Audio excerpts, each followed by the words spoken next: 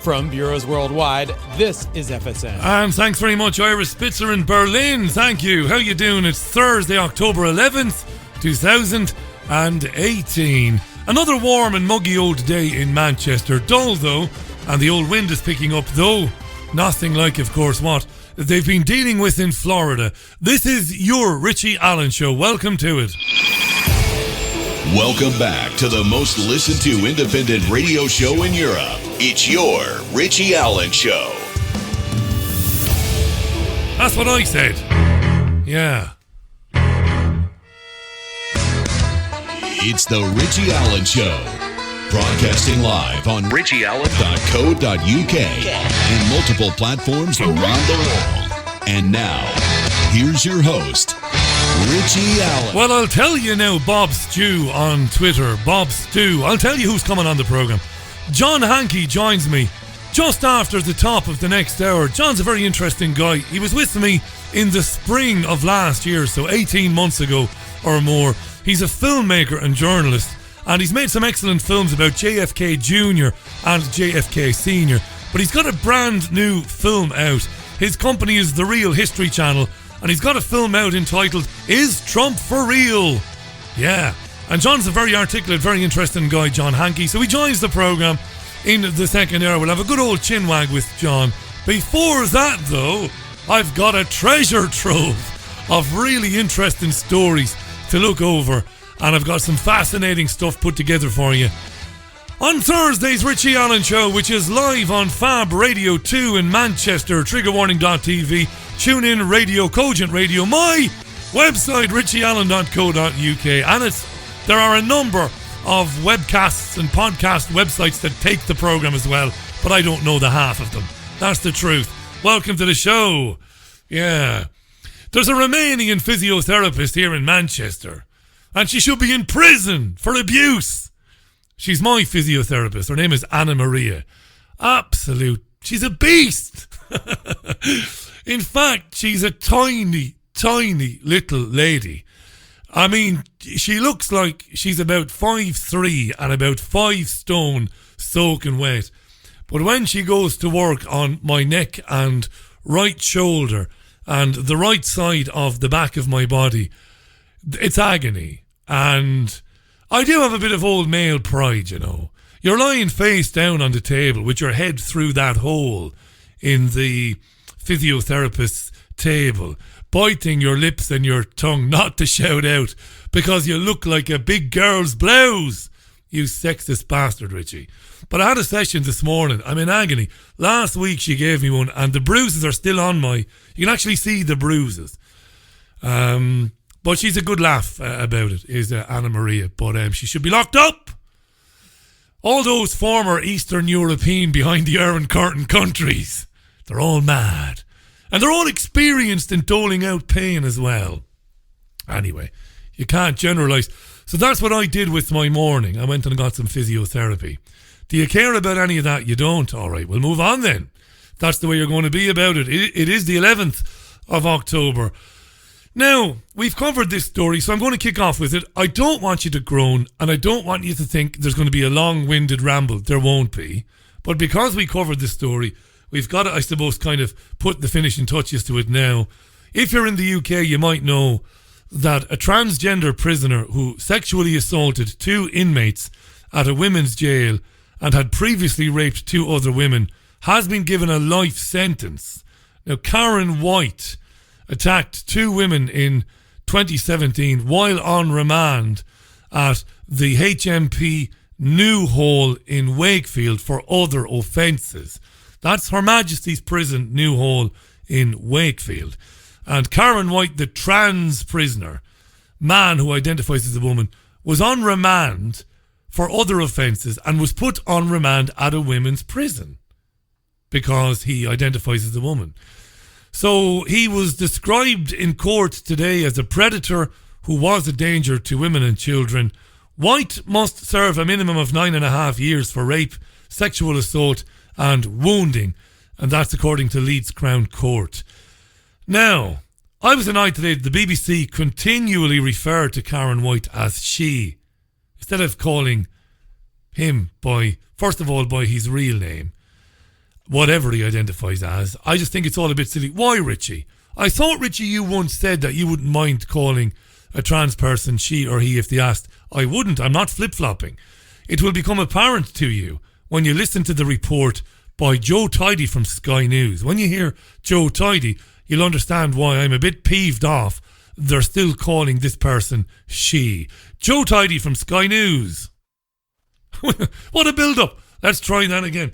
This time, try it with the fader in the elevated position. Joe Tidy, Sky News. Karen White, who's 52, was born Stephen Wood. She was arrested for multiple counts of rape and also other violent offences. And it was when she was transferred to a women's prison, when she decided to identify as a woman, that these offences took place. She inappropriately touched 2 other female prisoners. And this was during a time when she was going through gender realignment, and she pleaded guilty to those offences and the other ones as well. Now faces a lifetime in jail. The prosecutor, Christopher Dunn, told the court during the case she is allegedly a transgender female. The prosecution say allegedly because there's smatterings of evidence in this case that the defendant's approach to transitioning has been less than committed. The prosecution suggests the reason for the lack of commitment towards transitioning is so the defendant can use the transgender persona to put herself in contact with vulnerable persons she can then abuse. Well, there will be lots of questions around how Karen White was transferred to women's prison. She was, of course, at the time facing a charge of assault and a violent offence. It was during the case of these 2 sexual offences, during the court case, that she admitted to 2 other rapes that happened outside of prison. But there will be questions asked about whether or not she should have been transferred to women's-only prison. She has since been transferred to a male-only prison and, as I say, jailed for life.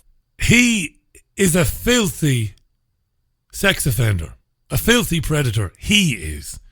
And the reason you refer to him as he is because, as the court found, he's not really committed to transitioning, and that his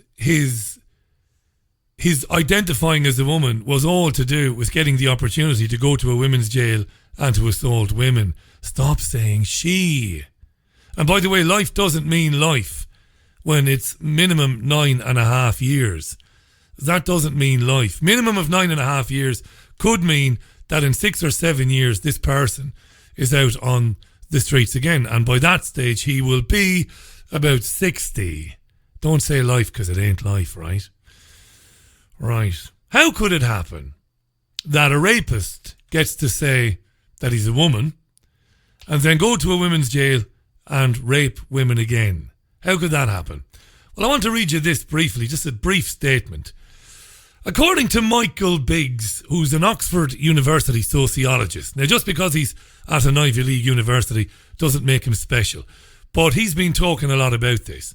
And he says the speed at which transgender rights advocates have advanced their cause is unprecedented in Western history. He says in less than a decade, the movement has embedded itself in public and corporate life and often succeeded in changing policy and practice without significant scrutiny or question.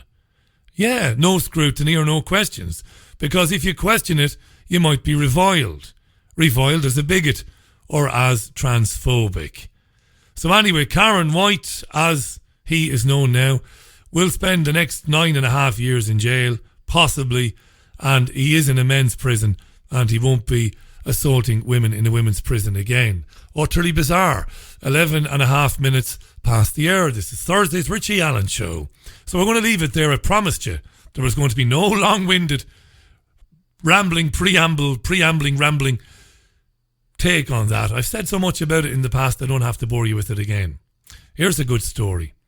A good story, he says. It's good that it's out there. It's good that it's out there. But it's not a good story.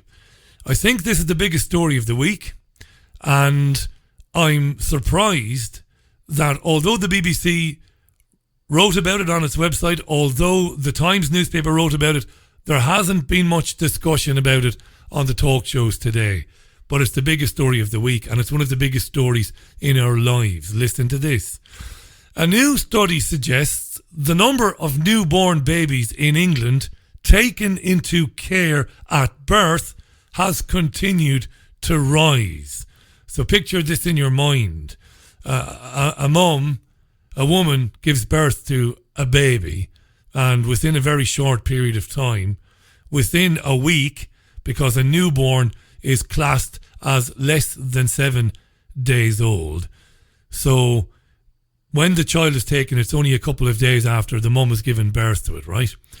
Data shows that over 8 years, the number of newborns subject to care proceedings has more than doubled, from 1,039 in 2007, 2008, to 2,447 in 2016, 2017. That's a year, by the way.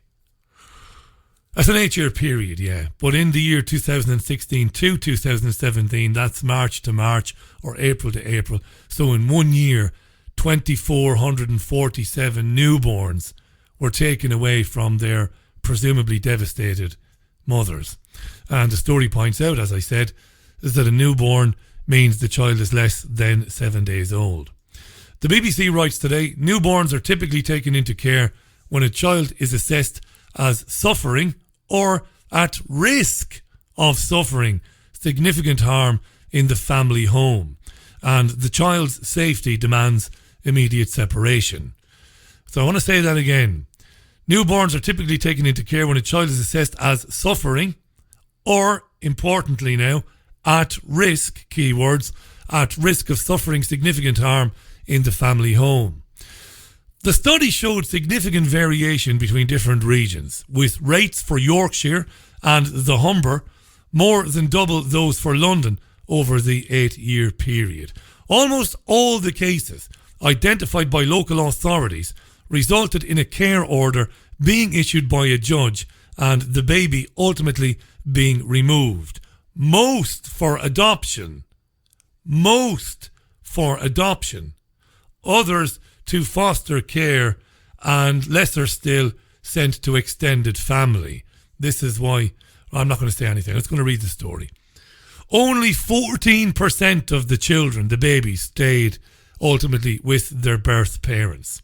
So where is this report coming from? Well, it was funded by the new Nuffield Family Justice Observatory, and it was written by a team of academics who used data provided by CAFCAS, which is the Children and Family Court Advisory and Support Service. So you have academics looking into this.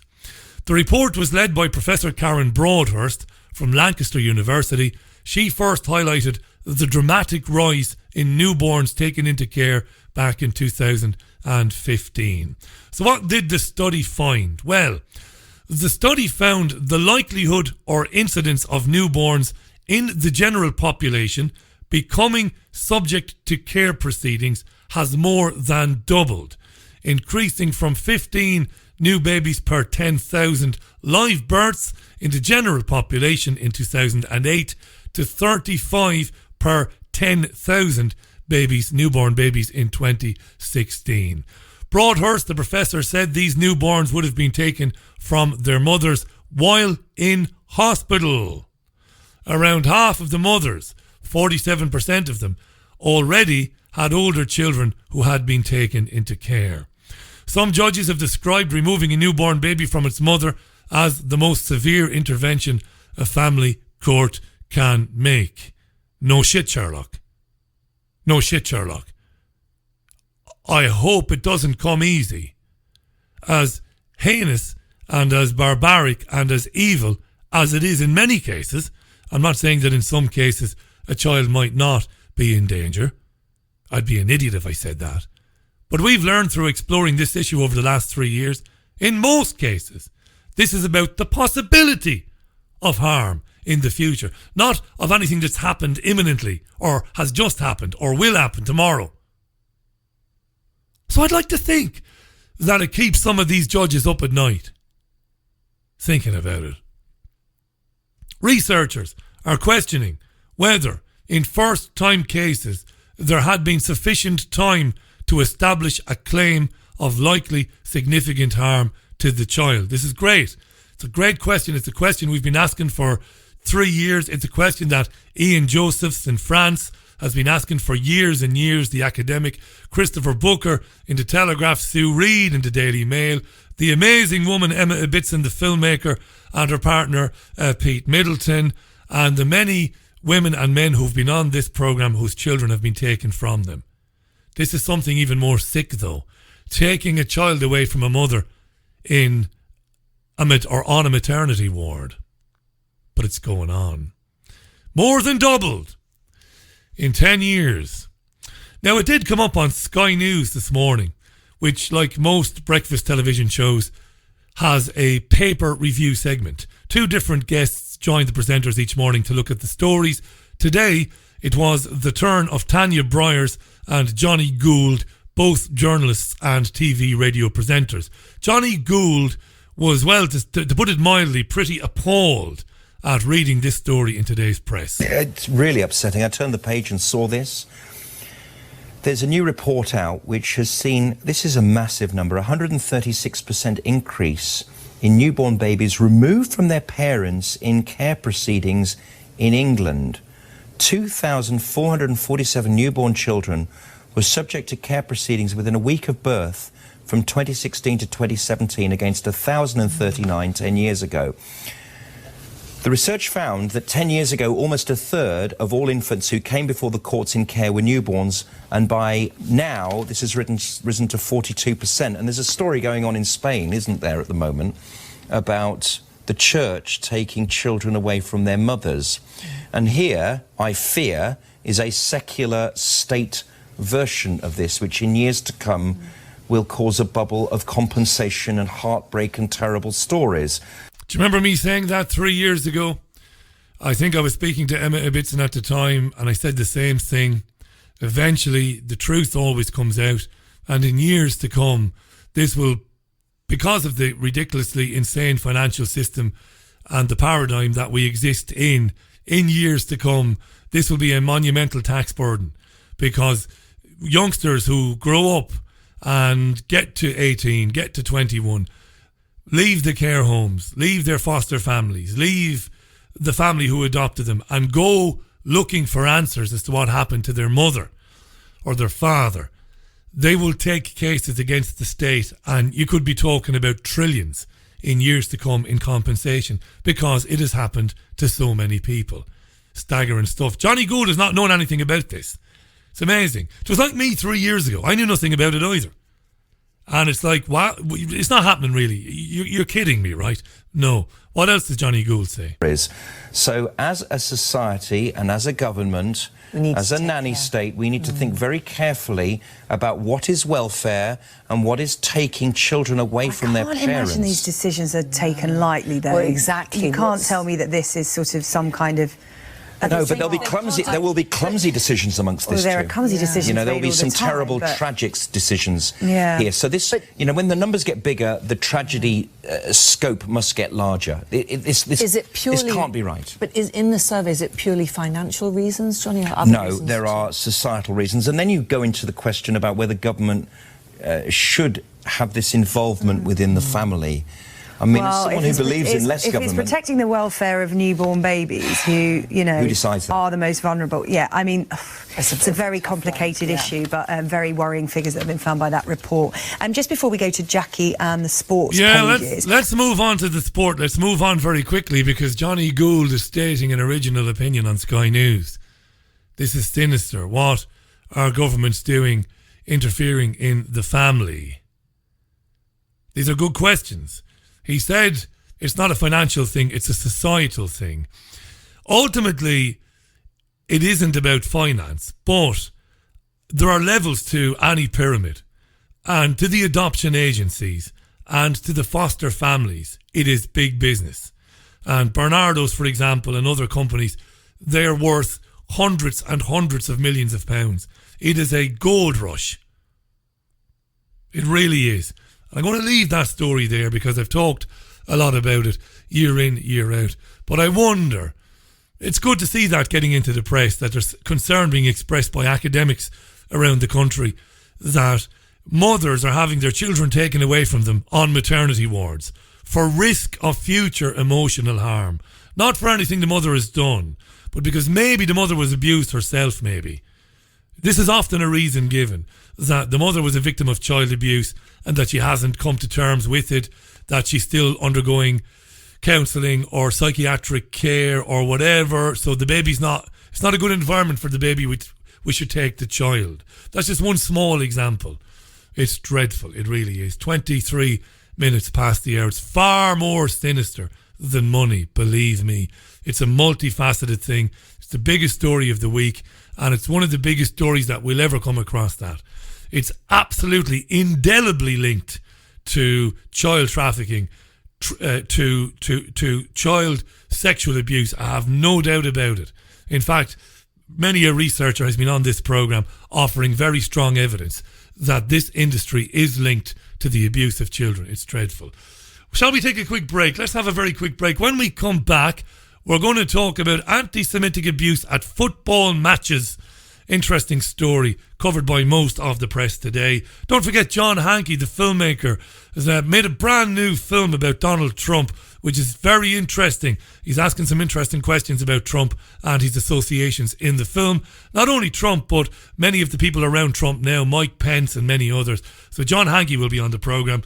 It's Thursday's show, the 11th of October, 2018. I'm Richie Allen. I will read some tweets when I come back, don't worry. I'm not going to ignore the tweets. Plenty of tweets coming in. To find out what other people are tweeting me, as usual, just go to twitter.com and put Richie Allen Show in Twitter, all one word, and you'll see what people are telling me. Won't you?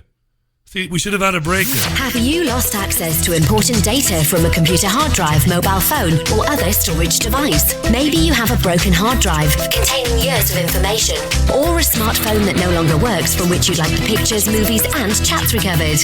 If you would like to recover data from any type of digital device, including desktop and laptop computers, external hard drives, cameras, smartphones, NAS, and RAID servers, then contact Data Clinic today at dataclinic.co.uk. Now. There's a place high in the mountains of Spain, a sanctuary where souls gather from all around the globe to learn about themselves and experience powerful changes in the way we see our world. They become awakened to their gifts and their power to heal others. Become part of this ever-growing worldwide family of unique, pure energy healing practitioners. Discover how amazing you truly are. Go to www.markbayerski.com. It could just change your life forever. Forever. Welcome back to the most listened to independent radio show in Europe. It's your Richie Allen Show. Welcome back is right. I'm enjoying chatting with you today. I'm enjoying the chat. Thanks for staying with me. I appreciate it. The Richie Allen Show is available when it isn't live on Podomatic.com. It's on iTunes, it's on Spotify, and it's on there are multiple places. Truth Seeker app. Download the Truth Seeker app, and I do upload the programs each evening to YouTube. So there you are. James R. Scott. James, how are you? Listening to me talk about the trans woman who is a man who abused women while on remand at a women's prison. Listening to that story, this person, Karen White, sentenced to a minimum of 9.5 years. James tweets, Richie, when will socio-guilty conscious middle-class reformers and snowflakes understand that the victim needs to be cared and protected for first? Not the offender who, bless, always gets another chance to reform, but just takes the piss. Remember how Lord Longford was strung along? And of course, by Lord Longford, of course, I think he's referring to Myra Hindley. Thanks for that, James. Very interesting, mate. I don't disagree with any of that. Andy Newman tweets, how you doing, Andy? The baby thing, Richie, sounds very sinister to me. I wonder what percentage are never returned to their parents, or worse still, replaced with a different one. Well, Andy, according to the study, of all the babies taken from maternity wards or taken within 7 days, because we're talking about newborn babies here, only 14% are ever returned to their parents, to their real mother. Yeah, absolutely right. Let me move up. Hi to Mountain Lover, is it? MTN Lover 90. How are you, mate? Thanks for tweeting the programme. And thanks for the meme. Don't forget Richie. Hillary Clinton said in a book called It Takes a Village, I believe the primary role of the state is to teach, train and raise children. Parents have a secondary role. Clinton, the maniac, and I can say that, unprofessional? No. Hillary Clinton is a maniac, a psychopath, a child abuse apologist, a child trafficker apologist. Clinton, what Clinton said is accurate. She did say that. And this is where you're getting ideas like the Named Person Act in Scotland, where they want to name a person, or they want to appoint somebody in the community, somebody of good standing in the community, to be a sort of a guardian for every child in the country. This is beyond sinister. It's massive. But on Sky News today, you have disaster porn.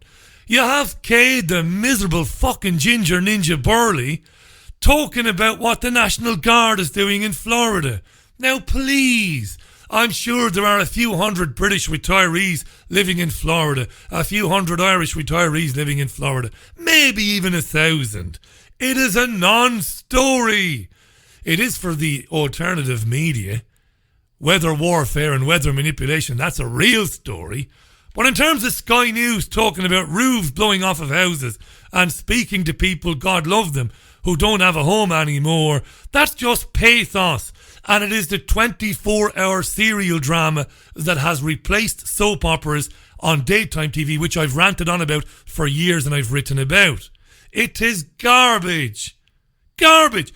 And is anybody watching Sky News today, has anybody got a brain? Is anybody able to think for themselves and to say, what the feck am I watching this for? This is not relevant to me. It's like a 3-line report at the end of a bulletin because there are Brits living in Florida. We'll keep you up to date on what's happening in Florida and we'll try and find out if any Britons or British people have been affected. That's all. It's a bad storm. People have been evacuated. That's all.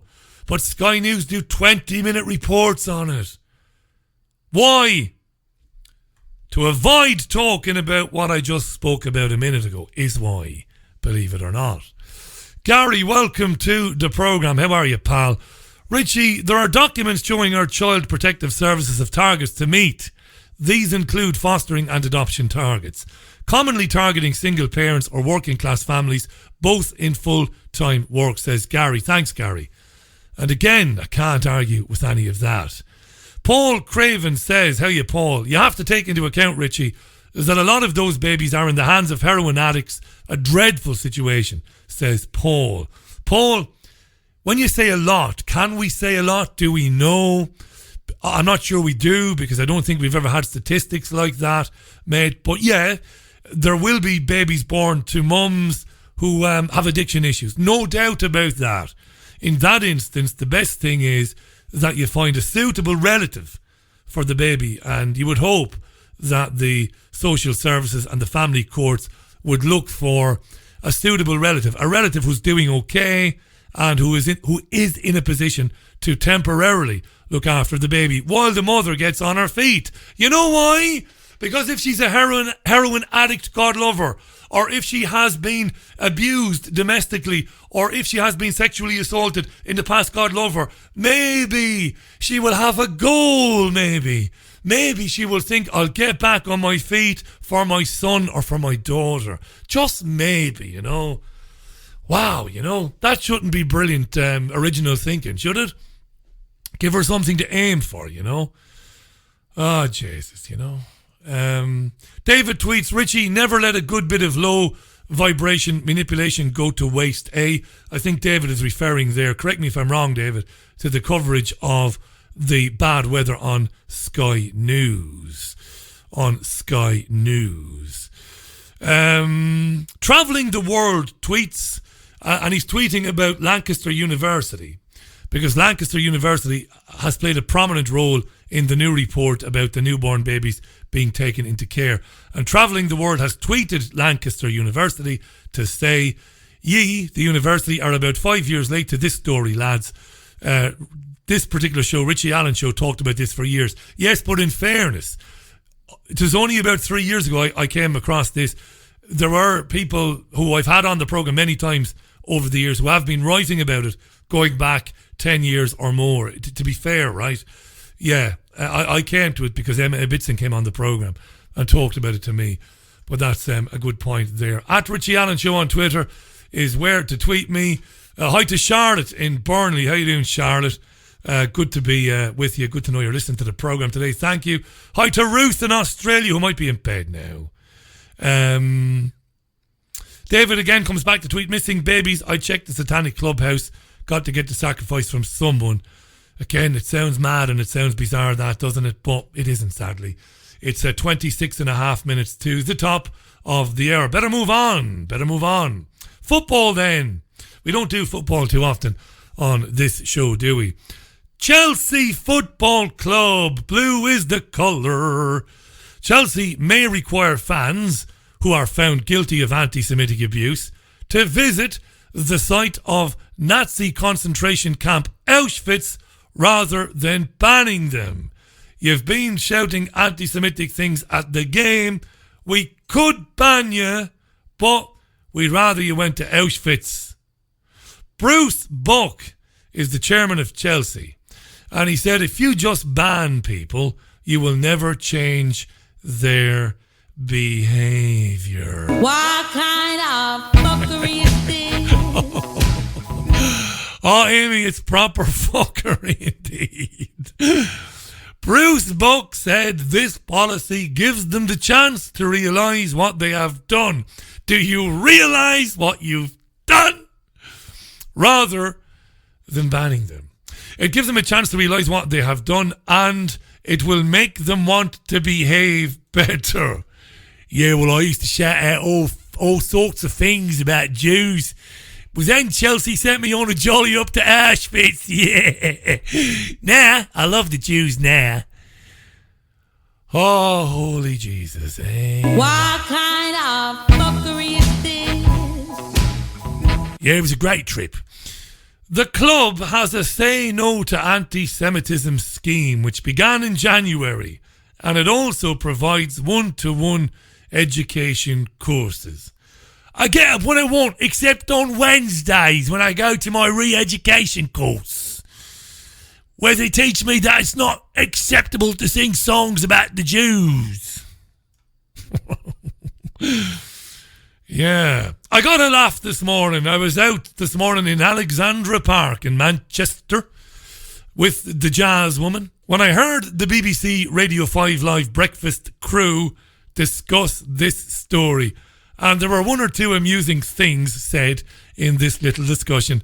Have a listen. 30 minutes past 7. We were mentioning this story earlier on, Chris, back page of the Sun. It's incredible. Yeah. Basically, what is it? Well, Chelsea, it's reported, believe that banning racist fans don't work. So they're giving the bigots, the Sun say, the chance to learn and improve their way of thinking by visiting Auschwitz. Another exclusive by the Sun Sport. The back page photo is the snow-covered iron gates of Auschwitz with Arbeit macht frei, work sets you free, the slogan written into it. Now, Bruce Buck, there's some really interesting quotes from the Chelsea chairman.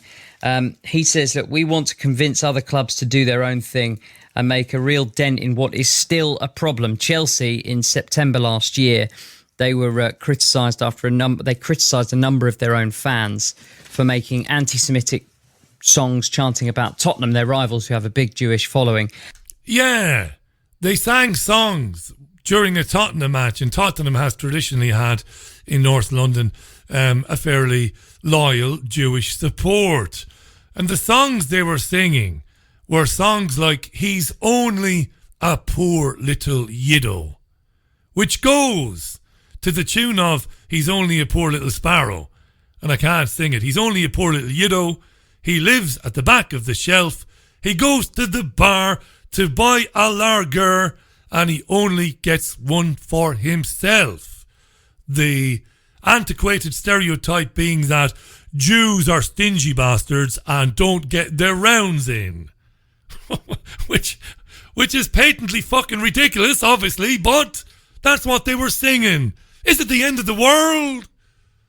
Do we listen to Chelsea fans and form opinions based on a few drunk muppets at a football match? Do we go, what, the Jews, huh? Stingy fuckers, huh? They won't get their rounds. How do you know that? Do you hear the song? Do you not hear the Chelsea fans? My producer in London was a Jewish man called Ben Gelblum. Couldn't meet a nicer fella. Great guy, great journalist. And to be fair to Ben was always the first guy to the bar. Always the first one. What are you having? What are you having? Always spending money on other people. This is madness, isn't it? This is beyond madness, and it's very dangerous. What else did the Radio 5 like? Am I going to get struck off? Am I going to be booted off for singing He's Only a Poor Little Yido? Jesus Christ. Are Jews really offended by that? I doubt it very much.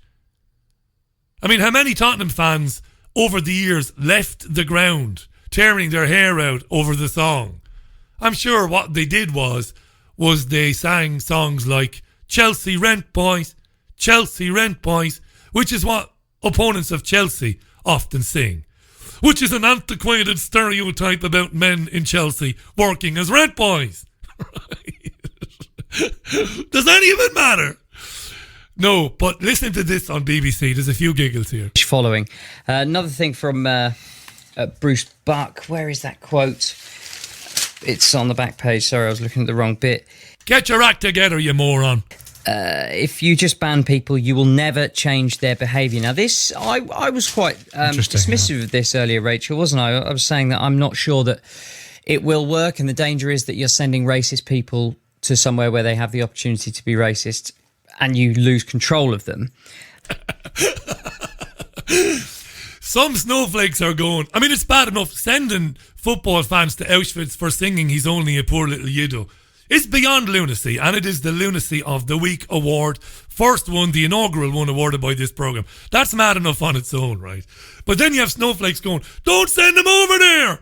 They're bigots! It just gives them a chance to be more racist. So the Chelsea fans are going to walk around Auschwitz singing, He's only a poor little Yido. Them. But it has been backed by the World Jewish Congress, the Holocaust Education Trust, and the Holocaust Education Trust and the Jewish Congress. They're delighted about it. Leading Jewish scholar, Rabbi Barry Marcus. And the rabbi's thrilled. Yeah, get him over to Auschwitz. That'll teach him. Who says that banning doesn't work and something else has to be done. So, right. Now, dear listener, I listened to Radio 5 Live on the hour-long sojourn. Do you like that word? On the little excursion that I take with Jazz, where I run fast enough. I do about 7 kilometres. Used to be 5 at 7 now. Don't go as fast, but I do 7, about 11 kilometres per hour speed. Not bad. And I have this on all the time. So this guy's name is Chris, and he's a sports presenter. Now, this is around about 20 past 7. At about 10 to 7, so 30 minutes before what you're hearing now, he was a bit dismissive of the whole idea, was the presenter. But in the meantime, somebody got in his ear. So, an interesting approach from Chelsea. Yeah, I think it's probably worth discussing and looking at and seeing, you know, I think it can be quite simplistic to say you're going to cure someone, if you like, of racism just by taking them on a trip abroad, but by confronting them with the realities of, you know, ultimately where their views, you know, could lead and all of that, it may encourage them to kind of stimulate some conversation. And it's a harrowing place, so it might, you know, lead to a kind of brain reboot. Yeah, it's a brain reboot. That's a good way of describing it, A Chris. brain reboot, eh? What interesting language. A brain reboot ultimately leads to re-education centres. In the future, dear listener, we'll all be legally required to spend a few minutes each day reflecting on the Holocaust.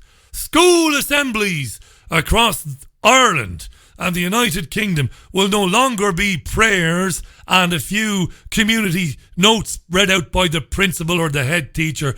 No, we're all going to have to spend a few minutes each day reflecting on the Holocaust. It'll be the law. There will be Holocaust memorials in the most bizarre places. New McDonald's franchisees will be required to have a memorial. So they will. What kind of fuckery are you? Well, I'm fucking sick of it, Amy. I told you about the Hollywood films last year. Last year, some goon associated with the Northwest Friends of Israel said that I was lying about 2018 Holocaust Hollywood films. I'm still waiting for an apology. I said there would be 4 this year. There's actually 6 if you count Netflix. 6!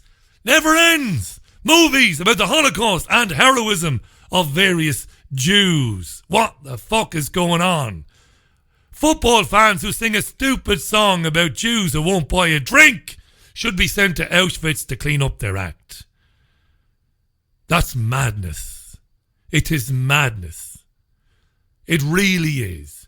I have never, nor would ever, disrespect the poor creatures, as we say in Ireland, who were tortured and murdered in Nazi Germany. I visited Dachau myself. But when are we going to stop hearing about it? It never ends, does it? You know, it's dangerous stuff, this. It really is. And as for football songs, I prefer the more simple song, to be honest. The song, to be honest, that has no finesse to it whatsoever, you know. I like the basic stuff. My favourite song has always been We All Ate Late Scum, We All Ate Late Scum, We All Ate Late Scum, We All Ate Late Scum. There's a place high in the mountains of Spain, a sanctuary where souls gather from all around the globe to learn about themselves and experience powerful changes in the way we see our world. They become awakened to their gifts and their power to heal others. Become part of this ever-growing worldwide family of unique, pure energy healing practitioners. Discover how amazing you truly are. Go to www.markbayerski.com. It could just change your life forever. Forever.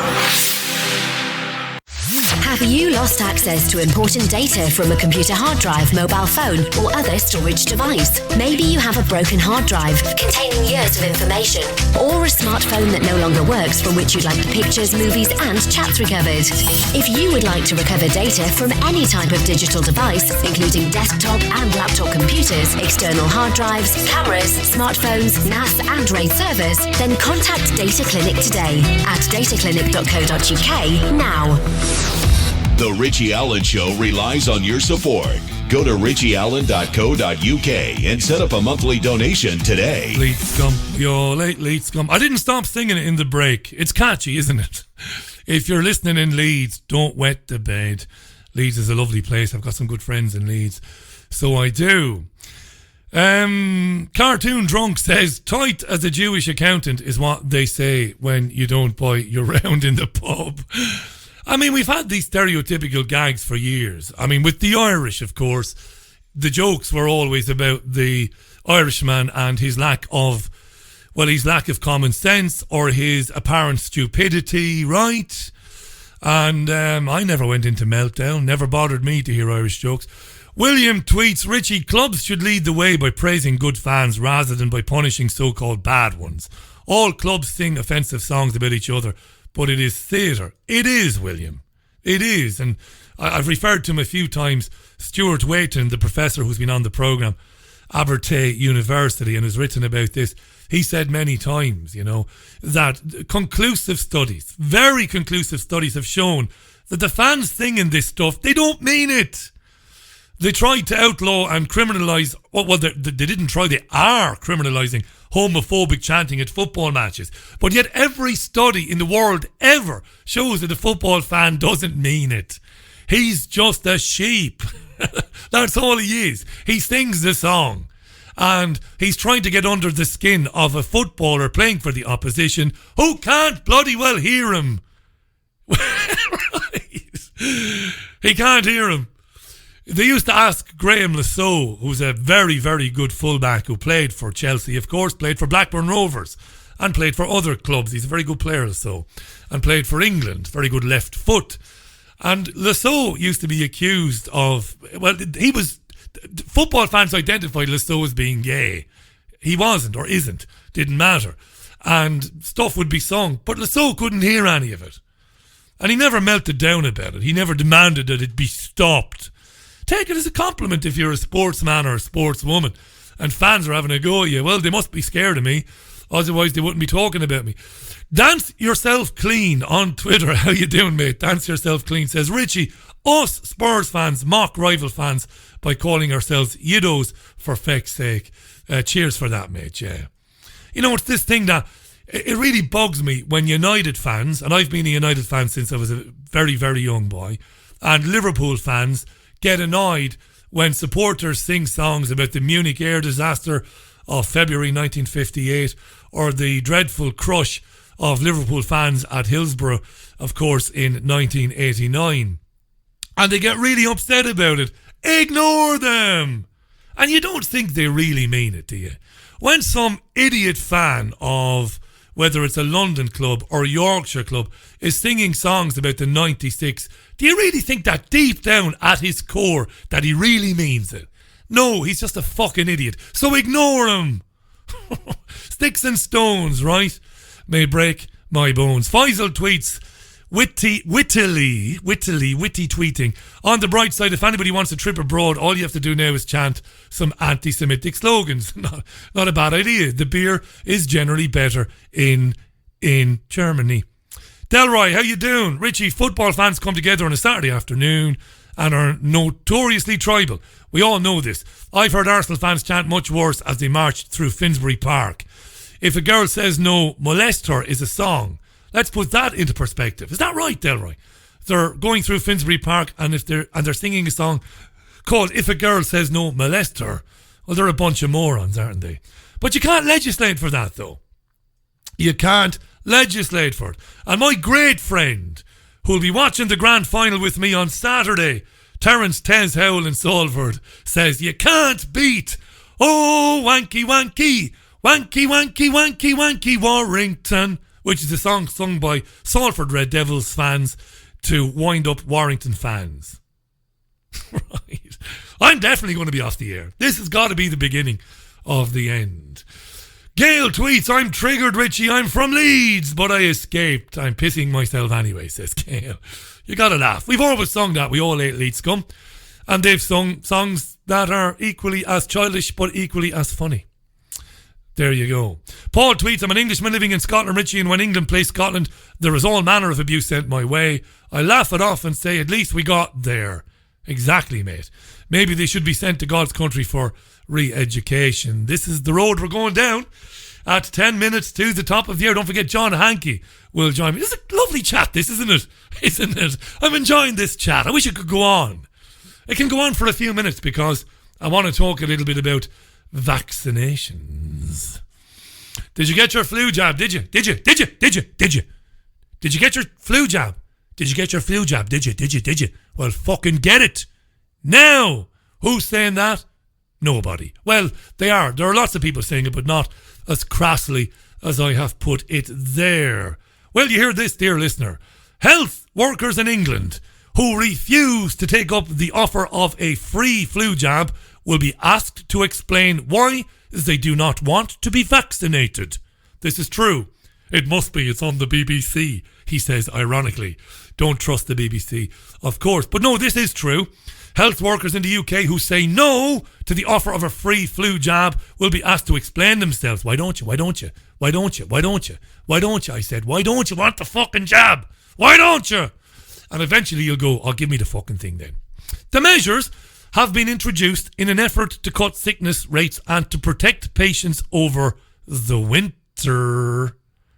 Yeah. Do you want to hear the BBC report? It's good. Good afternoon. You're watching BBC News. Let's take a look at a few other stories. Let's have a look. Making the news here this lunchtime. And we've had a fairly warm autumn so far. But with winter looming, health chiefs in England are urging children, pregnant women, older people and people with certain health conditions to have a flu jab. But this year there's a special focus on another group, NHS workers, who are more likely to be exposed to flu. Those, in fact, who refuse to have the jab could be moved to roles away from patients. Our health correspondent, Dominic Hughes, has more. Yeah. Now, before we hear from Dominic Hughes, how interesting. Have the jab to protect the patients. And if you don't want to have it, well, you're going to have to explain yourself, boyo or lassie. So Dominic Hughes went to a hospital in Blackburn. What is going on over there then? Dominic Hughes. The laundry room at Royal Blackburn Hospital. Not a part of the NHS that many of us think about, But staff here do vital work to keep the hospital functioning. 100,000 pieces of washing are dealt with here each week. So if this team is hit by flu, it can really throw a spanner in the works.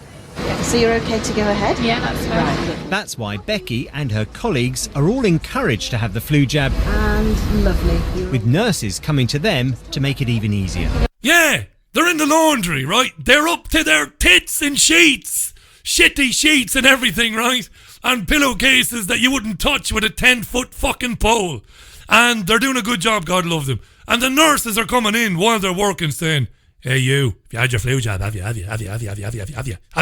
You haven't? Roll up your sleeve then. This is mad stuff, folks. We don't live in a free country. How could we? This is madness. I wish you could see this. This is a video clip. I'm playing you the audio. They're in the laundry room, vomit everywhere, on sheets and God knows what else. And, hey, flu jab. Anyway, more from Dominic. Thank you very much. Last year I got flu really bad, so I definitely advise to get it done. I got the flu last year really bad, like. And he doesn't ask her, well, did you get the flu jab last year? Keep that in mind. He doesn't ask her that. I got flu really bad last year, like. Did you get the flu jab? He didn't ask her. She's sitting there getting a needle stuck in her arm. It's not nice, is it, when you get flu? No. No, it's not nice when you get flu, but it's not the fucking end of the world. Right? You get it. Probably, I get it once every 2 years, probably, if I'm lucky. If I'm unlucky. Sore throat, runny nose, feeling rotten, no energy, the usual. Sleep it off, couple of days. Bada boom, bada bing. Loads of water, sweat it out of you, go back to fucking work, right? No, you gotta have the jab. He doesn't ask her, did you have the jab last year? I couldn't get out of bed. Lazy bastard. Last winter was the worst flu season in a decade. Yeah, last winter was the worst flu season in a decade. Now, there's another part of this story which Dominic is refusing to tell you, but I'll tell you in a minute. I'll tell you. And sickness among staff only added to the pressure on the NHS. In England, just 64% of health workers took up the offer of a free flu vaccination. Which arm do you want? Yeah, left, please. Left arm, yeah. This year, all frontline staff are expected to have the flu jab. Excuse me, lads. Hello. We're doing the flu injection today. Have you had yours? It's not compulsory, but those who don't will be asked to explain the reason. Here's the guy coming around. He had a bucket full of syringes. We're doing a flu jab today. Have you had your flu jab? Have you had your flu jab? What about the flu jab? Roll your sleeve up, lad. Good lad. There you go. And if you don't want it, you're going to have to explain it to us. Might send you off to a re-education centre in Auschwitz to explain why. This is mad. So, why don't you want it? Now, wait till you hear Phil Denny. Phil is from East Lancashire Hospitals. I think he's some sort of area manager, Phil Denny. Phil loves the flu jab. The flu jab for me is the absolute most important thing we can do in the NHS. What it does is it means that we're not only looking after the staff, we're looking after the families, we're looking after the patients that we serve, and we're also helping to prevent hospital admissions at the front door. The idea behind encouraging every single member of staff in the NHS to have a flu jab is to shore up the health service ahead of what could be a pretty tough winter by reducing sickness rates. Now, as that happens here at the Royal Blackburn, they have a pretty good record when it comes to encouraging staff to have the jab. More than 90% are expected to do so. But across the country, it is a very different picture. Vaccinating staff at a single hospital is one thing. But what if your teams work across thousands of square miles and are always on the road? The ambulance crews. Don't think you're getting away with it just because you're driving an ambulance. You're getting them as well. Road. Last year, the East of England Ambulance Service struggled to reach even half of their workers. So this year, there are more clinics in more places to try and encourage crews to get vaccinated. Healthcare professionals not getting immunised can increase the risk of our patients getting the flu. So absolutely, one of the things we want our staff to consider is the impact on their vulnerable patients, especially if they choose not to have the flu jab. Yeah, that was Tom Davis, and Tom is the East Lancashire Ambulances man. And, I mean, do you hear what he said there? They want all the ambulances. They want the ambulance crews. They want the ambulance crews to get vaccinated in order that they don't give the flu to the patients that they meet on their journeys. Wow. What kind of fuckery are we indeed, Amy?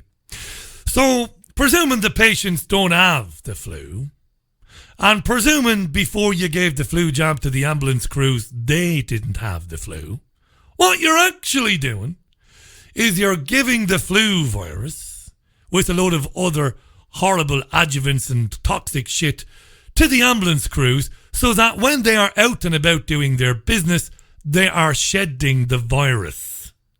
Far from protecting the people you meet on your journey through the highways and byways of the Northwest, you're actually now more likely to bring them into contact with the flu virus.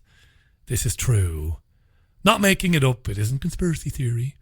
It's all true. It's madness. So what's going on? That's the $64 million question. What is going on? What is going on? What is going on? Well, they're working to targets. And I went to see a doctor 2 years ago here. This is true. And a nurse at the clinic I go to was familiar with the radio show I present. And she asked me to keep her confidence and not to name her and not to mention that I was at the clinic. But she said to me, we are being put under enormous pressure to force the jab on people who don't really need the flu jab. And that was enough for me. So you've got the World Health Organization telling governments what to do. The World Health Organization is packed to the brim full of men and women that used to work for Merck and GlaxoSmithKline, Beecham and other companies like that. And they are now putting pressure on governments around the world. You've also got former Merck employees working for lobbying organisations telling governments they've got to get rid of these jabs. And by get rid of them, stick them in as many arms as you possibly can. And dear listener, remember when he said the flu last year was it was a desperate year for flu. Lots of people got it. Well, using their own logic against them, last year was a massive embarrassment for the World Health Organization because the flu and the flu jab they gave to people last year didn't work. It didn't work. It didn't work. This is true. Every newspaper in the Western world covered this in the spring and in the early summer. It didn't work. Why? Well, rather than answer that, they just threw more bullshit at us.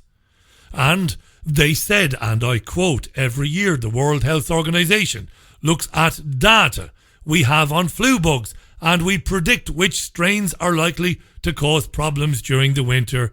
But oh dear, we then produce a vaccine based on these viruses to protect you through the flu season.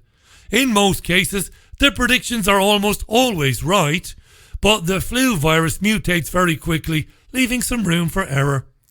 Last year, the virus mutated, the bastard, and a strain not predicted by us spread through the public. But that's not something that happens every year. Last year, it just happened that one of the strains that caused most hospitalizations wasn't covered in the usual vaccine. Wow. Amazing. You know you're a lying, low-life, motherfucking gambling degenerate prick. You know that's what you are? That's what they are. They said it was a one-off. They lied through their teeth.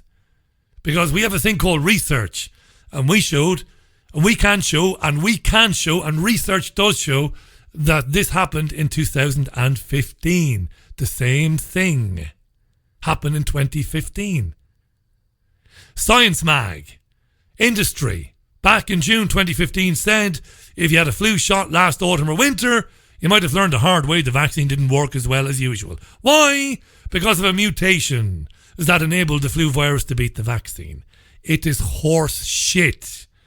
You could fertilise every field in India with the bullshit that comes out of these organisations.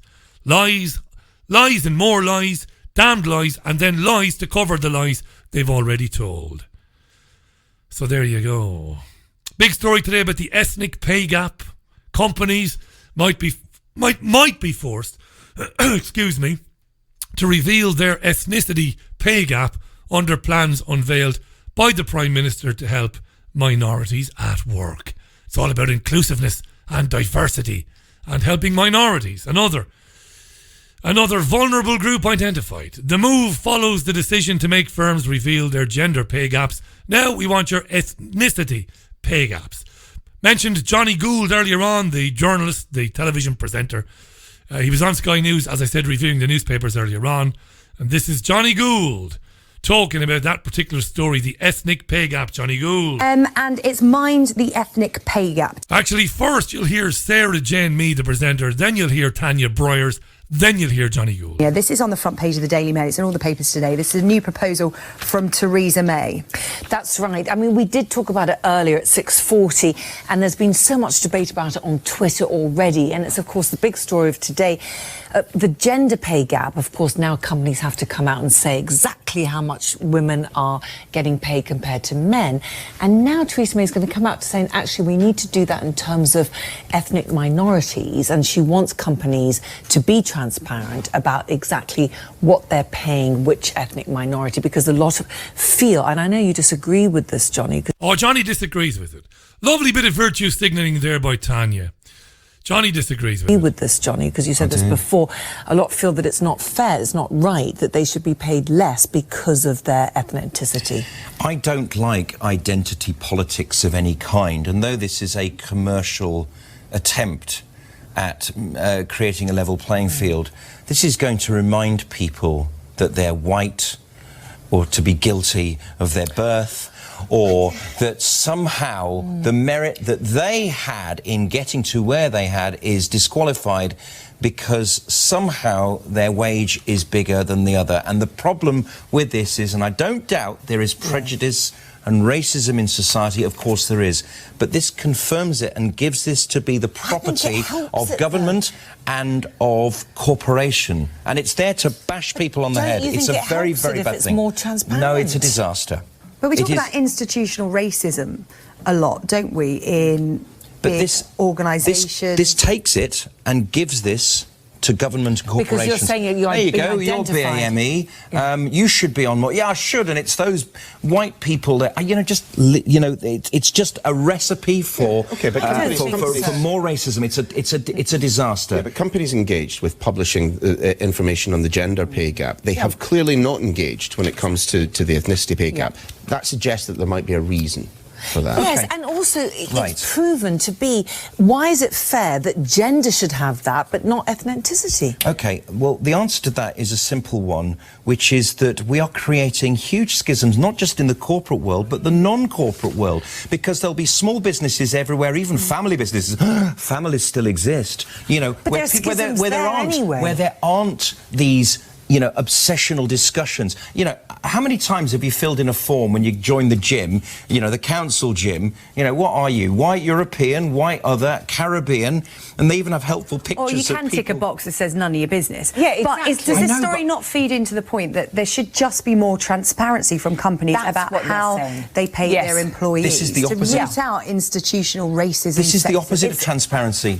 This reminds people of who they are and that it's not exactly your property anymore. No, but it won't remind them if they were being paid the same. Yeah, Johnny's right, of course. It is identity politics, and it speaks to what we've discussed many times on the programme recently, which is the creation of more and more vulnerable groups in society. That's what it's about. And creating new vulnerable groups and putting protection orders on them to prevent them from being discriminated against is becoming a national sport in the UK. There was another wonderful example of this morning, because obesity is the most common reason for discrimination in the UK, a new poll suggests. Some 62% of people surveyed by the World Obesity Federation said they had been discriminated against because of their weight. A new campaign has begun to end the stigma of obesity. People are now going to be told what to think about obesity and what you can think and what you can't think. In a survey carried out to coincide with World Obesity Day, it was found that 4 out of 5 of those questioned believed that people are viewed negatively if they are overweight. I don't believe that, but that's what the survey found. More than 1,000 obese adults were asked about their experiences.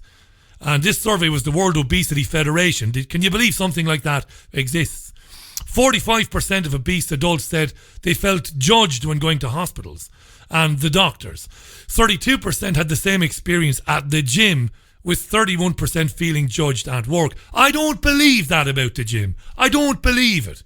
Because gyms are full of very, very helpful, usually very young, college or university-aged young men and women who are very accommodating for people who want to get healthy or who want to lose a few pounds. I don't believe it. But anyway, we're going to have to change what we think and what we say about obese people, apparently. New vulnerable group being created to add with the rest of them. There's a stigma, and the stigma has to be removed. Catherine, I can't pronounce Catherine's surname, forgive me. I heard it pronounced 2 different ways on TV today. Środecki, I think it's pronounced. I think it might be Polish surname. Catherine Środecki. Now, Catherine is heavy. I think she qualifies as clinically obese. And she was on the BBC talking about this today, and she was asked about her own experience. Have a listen to what she says, Catherine Środecki here. Some of it kind of defies belief, really. Well, I was working in couture, which is a very high end of fashion, and it was a difficult place. But I think this is something that faces an awful lot of people of a larger size, to the point where we really don't go for jobs that we know we are qualified for because we know that we're going to be refused.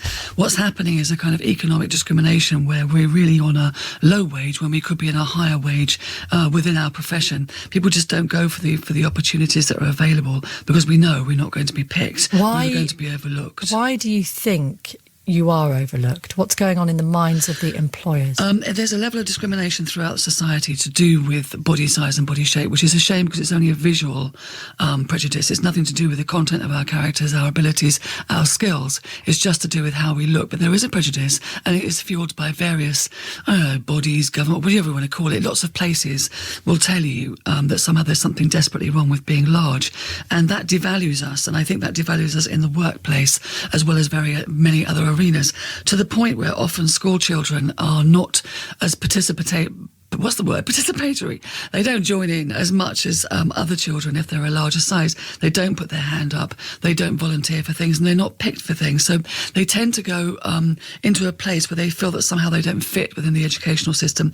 And that brings us to a place where we're less qualified perhaps than other candidates when it goes to an interview situation. So it's a really strong problem throughout our education system, throughout the workplace, and throughout every situation that we find ourselves Catherine, in. just to be clear, are you of the position that being overweight, being obese, is not necessarily bad for your personal health? Yes, I am in that position. I think that some of the statistics are overstated. I do my research, and I do ask for research from some of these proclamations that somehow obesity is killing us all. Linked to cancer, linked to diabetes. Indeed. And I find very little actual data coming back to me. Some of my listeners are much more into health than I am. And I don't want to dismiss what Catherine said there, Catherine Środecki. Is it true? Is there some evidence that is being protected or hidden by conventional medicine that suggests that being heavy isn't actually as bad for you as we were led to believe? I don't want to dismiss something I know nothing about, but I found that very interesting. Catherine was saying, I'm not having it. The data is there. There is contradictory data that says that, just because you are heavy on the BMI, body mass index, doesn't mean that you are more likely to get diabetes or other illnesses and things that we would take for granted. So let me know what you think about that, right? I don't want to dismiss that. It's a stupid thing to do, to dismiss something you know nothing about. But I would have previously scorned or scoffed at that idea, because I think there probably is a lot of evidence to say is that if you are very, very much overweight, that it does have very negative effects on your body physically, your bones, your muscles, as well as your health. But anyway, here's a bit more from Catherine. Nicky Campbell loves the sound of his own voice. Can't wait to jump in. Nicky Campbell. If a GP then says to somebody, we believe that you would lead a healthier life and would feel better in yourself if you lost some weight, and why don't you go down to the gym? Why don't you take a walk every day? They're not making money out of it.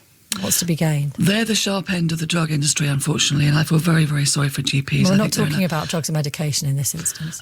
No, we're not. But if you go back to the advice that you were given, yes, we'd love to do that. But unfortunately, some of these places like gyms and recreational places, unfortunately, are very hostile towards us. It's quite difficult for us as larger people to walk in to a sports venue. It's quite difficult for us to do a lot of things within society when we face such levels of discrimination. Catherine, is it appropriate to have somebody working on a reception in a gym who's overweight? For me, yes, because I go to a gym. I'd love to see somebody of my size on reception. I'd love that. I absolutely would. I don't see why it shouldn't be appropriate. Fitness is not the province of the thin. You can be fit and healthy at whatever size you are. Yeah, that's where I parted company with Catherine. I enjoyed listening to her before that because it's a long interview and some interesting things came out of it. I know I say this all the time. I'm no virtue signaller. I don't look at people that are very, very heavy, and they're not diminished in my eyes because they're heavy. They're not lesser human beings in my eyes because they're heavy. And I think most people are like that because in all of our families, we know somebody who's heavy.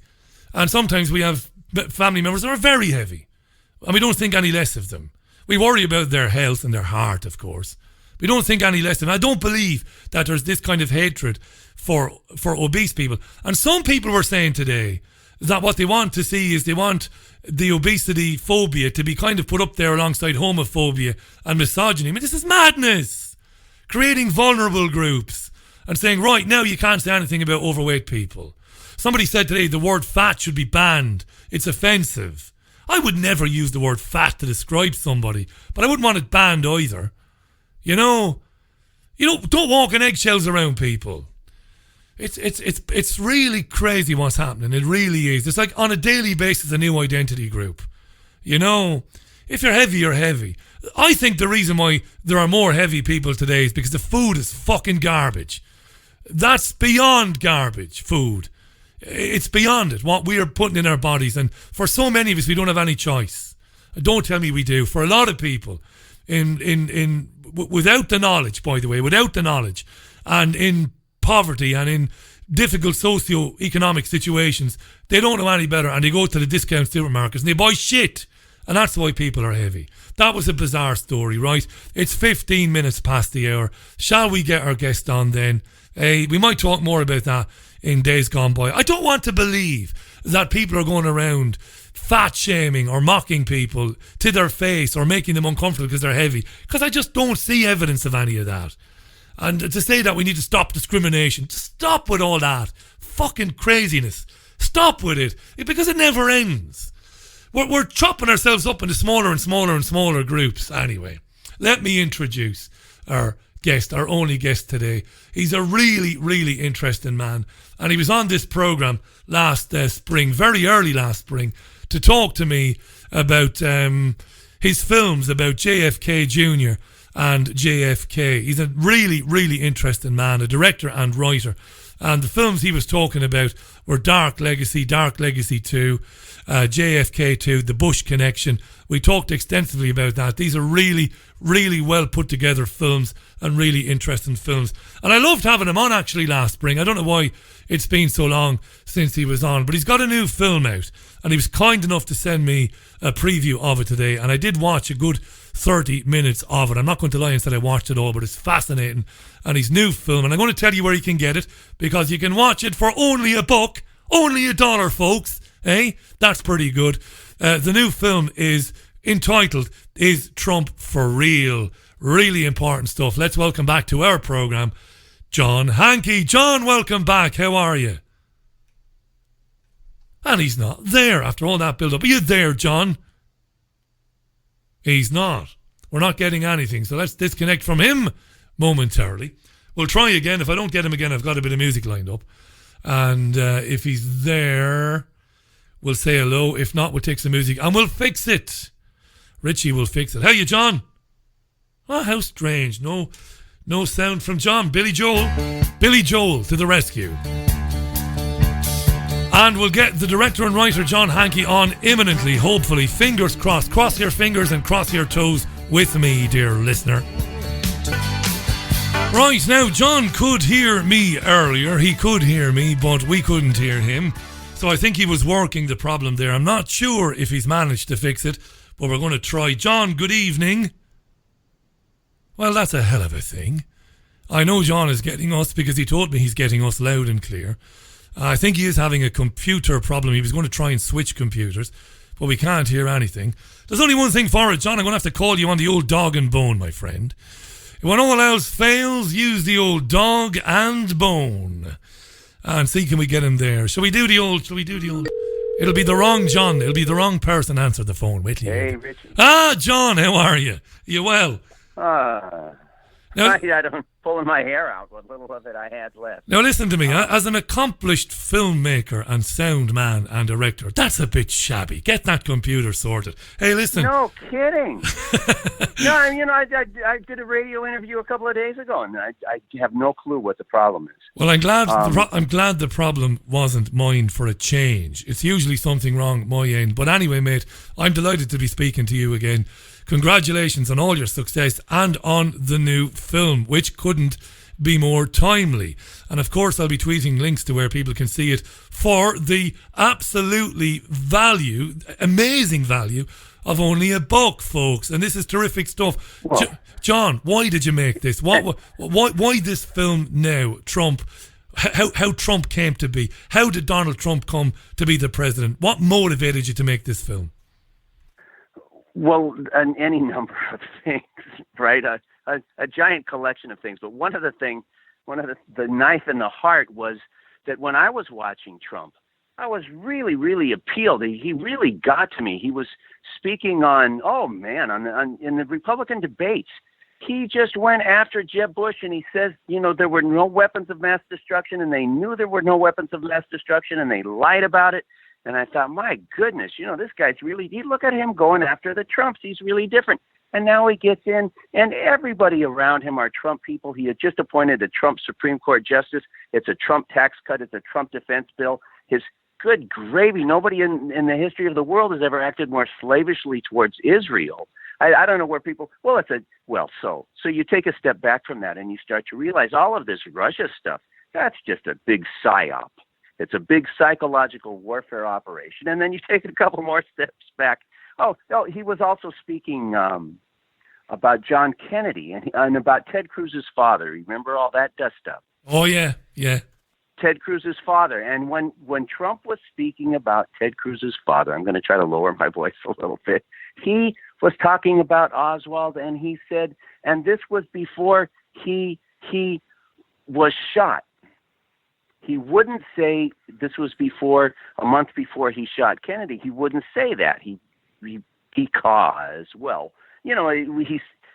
he completely won me over, right? I was very, very, very powerfully attracted to him at that point. And then somebody else, a friend of mine, sent me some other footage and said, dude, this guy has always been an actor, and he's being an actor now, and you're being suckered in. And I looked a lot more closely, and there's a very interesting story about Ted Cruz's father. That probably is Ted Cruz's father, but he was leafleting with Lee Harvey Oswald. There were CIA operatives in the picture. He wasn't there with the CIA operatives. He was there with Lee Harvey Oswald, who I hope everybody knows was innocent. Anyway, so then the New Yorker magazine, which of course has never printed a word of truth about 9/11 and never printed a word of truth about the Kennedy assassination, but they do occasionally drop some very, very interesting stuff. They had a magnificent article on the assassination of Tupac Shakur by the U.S. intelligence agencies. They didn't say it in those words, but they gave you all the pieces and you could put that together. Anyway, they had two different pieces on Steve Bannon. Steve Bannon is the person who manufactured the Trump campaign. I don't think you would find a dispute from anybody on that particular point. And he told two people that he had worked with for 10 years, very, very close associates, that he was a huge student and fan of Leni Riefenstahl and of Hitler's rise to power. And this is true, isn't it? This is true, John. This is amazing. This is actually true. There's no contest about it. Yeah. These are undisputed facts. And here's another undisputed fact. Steve Bannon hired Cambridge Analytica well, you have to be very, very, very careful to find this phraseology, but you can find it coming out of the words of people at Cambridge Analytica. They are military contractors for the British military psychological warfare. That's right. And typically they'll use kinder terms, and they'll leave out the military, and they'll say that they're an intelligence agency, or that they're information technology. But if you look long enough, you'll find one of them saying that they did psychological warfare. And when you look at the Ted Cruz story, just for example, that's such a beautiful and classic piece of psychological warfare that the Bannon completely controlled the National Enquirer. So the National Enquirer breaks the story, then Fox News puts him on, and they hand him the script about what to say in order to appeal to the hundreds of millions of conspiracy theorists out there. And so you get to take a couple of steps back. Well, this guy, Chris Wiley, was one of the founding engineers at Cambridge Analytica. And when he saw what his work had brought about, he was very, very, very disturbed. And he came forward, and he quit Cambridge Analytica, and he started talking about all of this stuff, and about how he says that Bannon came to them in 2014 when he was supporting Ted Cruz. And his pitch to them was, how are we going to trick all of these people? We want to wage a psychological warfare campaign. We want to have ads that when people see them, they're moved and deeply and subliminally, right? Below their consciousness. I mean, that was certainly the case with me and my watching Trump speak, is that there were things moving inside me that were really deep and below my consciousness. Well, they said this in 2014 to Cambridge Analytica, and Cambridge Analytica came back with drain the swamp, talk about deep state, talk about conspiracy, talk about building the wall. And they put this campaign together, and then apparently they took it, for whatever reason, they took it to Cruz, and part of it was, ban Muslims and say that call Mexican immigrants rapists and murderers. And Cruz may have backed away from that one, or he may have just have looked at it and said, no, that's not for me. But in any case, Bannon said, yeah, okay, it's not for you. And he went out and found himself a different candidate who would read the script that was handed to him. And that candidate was Donald Trump. Hold that thought for a minute, John. Sure. Just a very quick recap here. Folks, I've tweeted a link to this film, which I've watched half of, and you have to watch it, folks. I'm telling you. The Real History Channel's film made by John Hankey, Is Trump for Real? You can watch it for 99 cents. John has sent me a special link. I've put it on Twitter. I will get it put on Facebook. And this program will be on YouTube later tonight. It'll be on Podomatic. Go to Amazon.com if you haven't seen the link on Twitter to rent this film. You got to support the independent media when they make films as good as this. Listen to what John is telling you. He was thrilled, and that's a wonderful admission. He was thrilled when he heard Donald Trump saying the things he was saying, not about Mexicans and stuff like that, but about going after the deep state and about going away from wars of intervention. This is a man who made these great films about JFK 2 and JFK. John was buying this hook, line and sinker. And that's not to discredit John. A lot of really intelligent people did buy it. And then he began to see something a bit different and what was really going on. And that's what this film is about, that journey, how Trump came to be. It's fantastic. Is Trump for real? Really honest, John, really candid to talk about how you were moved by all of this stuff, and how Cruz was kind of moved to the side and Trump was brought in, and Trump was happy to go along with it. And can I ask you this question? I know you're a meticulous researcher. There isn't any evidence going back years of Trump ever concerning himself with issues of immigration or any of that sort of stuff. There's no past. He had no past, did he? As somebody who was, always with a downer on migrants or with a downer on Muslims or whatever. This was relatively new for Trump. Well, his son said that what he is into is money.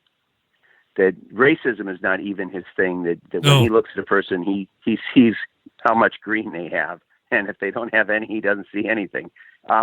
But the other thing I wanted to, two things. One is there's also a trailer that's very, very good, right? The trailer is 5 minutes long and very, very detailed. And if you don't have $1, God bless you, and watch the trailer for free on the Real History Channel. I think if you but please, Richie, do put a post of the trailer so that people can watch that for free. And what it includes is what I think is really, really the monumentally important piece, earth-shaking piece of evidence, which is this 1942 article, right? Let me back up half a step. Bannon says that he was studying Hitler's rise to power and the people that helped put him in power. And so all right, let's go down that trail. And in 1942, the New York Times history section published, it's called Current History, I think, published a article written by, I think it was written anonymously, but today, if you get a 300-page biography of Hitler, they will cite this article and Captain Meyer, the guy who wrote it, as the source for all history of Hitler from the end of World War I until he entered the Nazi Party. And what Captain Meyer says is that Hitler had no ideology, that he recruited Hitler, he trained him, that he said that Hitler was not the least bit anti-Semitic, and that there's enormous documentation to support that particular assertion. And he was not anti-Semitic, but they trained him in anti-Semitism, and they sent him into, and in speech giving, right? There's lots of training in oratory. And then they sent him to organize the Nazi Party with a contingent of other people from German military army intelligence, which is who Captain Hare was working for when he did all of this, to organize to create the Nazi Party. It was the German Workers' Party at the time, and they converted it to the National Socialist Party. The National Socialist Party. Hitler, excuse me, I meant Trump, stands up and talks about how he loves ordinary people. He loves uneducated people. He says, well, he's passed a budget that's going to absolutely require that Social Security and Medicare get cut. Those two programs cannot stand with the tax cuts that he has passed. Hitler ran as a socialist. Well, Hitler was not a socialist, and both of them got in and handed the country over to the banks. Hitler and Trump. I'm sorry, go ahead. Sorry, I was endorsing what you said immediately. Both of them did it immediately. Transferred the running of the country immediately. Yeah, go ahead, John, sorry. Well,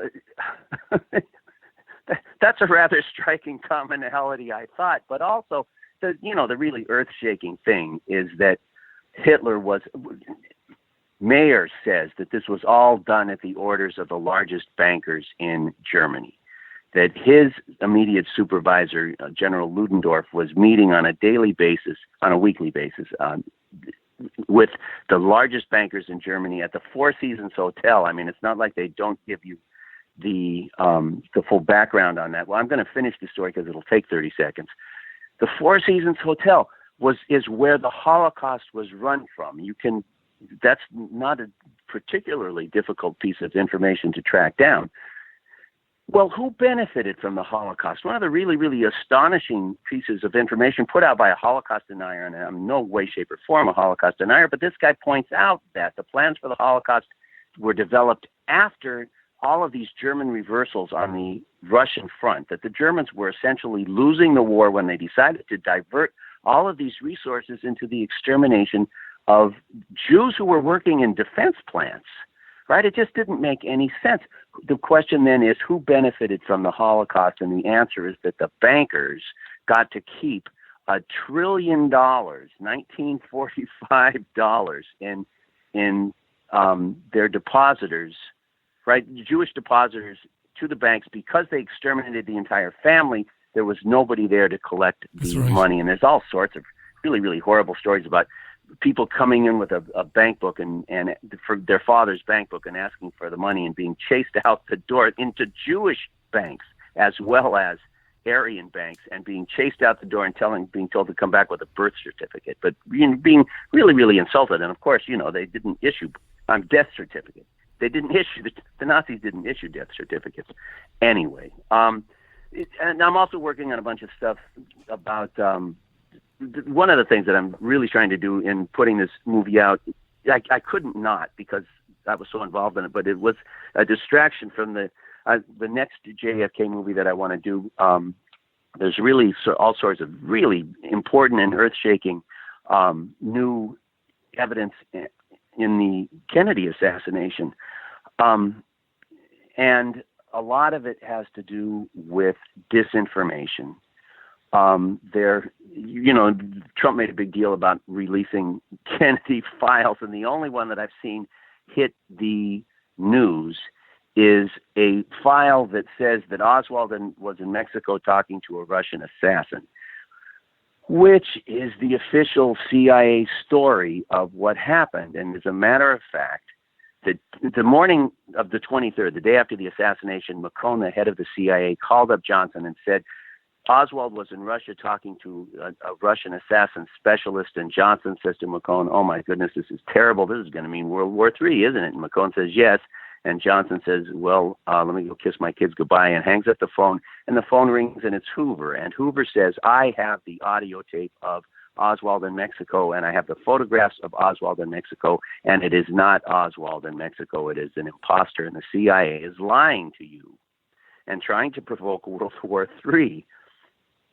Anyway, and I'll drop one more bombshell, but this is amazing stuff, John. This is amazing stuff, because I've seen your JFK films, and I've seen them more than once, and they're outstanding. John Hankey is our guest, folks, the filmmaker and journalist. We've been talking about Is Trump for Real? And John has laid he's painted a narrative, and he's backed it up with hard evidence that Steve Bannon and Cambridge Analytica basically took the backers of Adolf Hitler, took their playbook to present Donald Trump as something which he wasn't, to stir up the alternative right, and the disenfranchised right across America who are fed up of corruption and wars and the deep state. And it's brilliantly done. It really is, John. I have to say that. And it's really important. Well, I really appreciate that, especially coming from you. Something that I hadn't dealt with in the film because I didn't really have my hands on it, right? This is a big topic, but the Russia investigation, right? Yeah. I guess I said that at the top, that the Russia investigation is a giant psyop to make Trump look like he's beleaguered. And Trump has never shown any favoritism towards Russia. It's been sanctions and indictments and sanctions and indictments. And did I mention that it came out a couple of days ago that Bannon not only hired the British military intelligence people, he hired the Israeli intelligence people. Now, if you're working for the KGB and you want to kill somebody, are you going to use bullets that are only manufactured by the KGB, or are you going to use bullets that are only manufactured by the Mossad or the CIA or some other opposition intelligence agency? I think the answer to that is obvious. You certainly are not going to use something that's traceable only back to you. You're going to use something that's going to trace back to your opposition. And that points to the individuals who were perhaps supposedly, and I guess, they were poisoned with stuff that could only be traced back to the KGB. Well, if that isn't British intelligence, then it's Mossad. But my point was this one. And it's in the Washington Post, I believe, or maybe it's New York Magazine, and I can actually tell you the name and the name of the author. But the Trump campaign, and let's say Steve Bannon, because that's more accurate, but they didn't put it around his neck. They laid it at the door of a guy named Gates.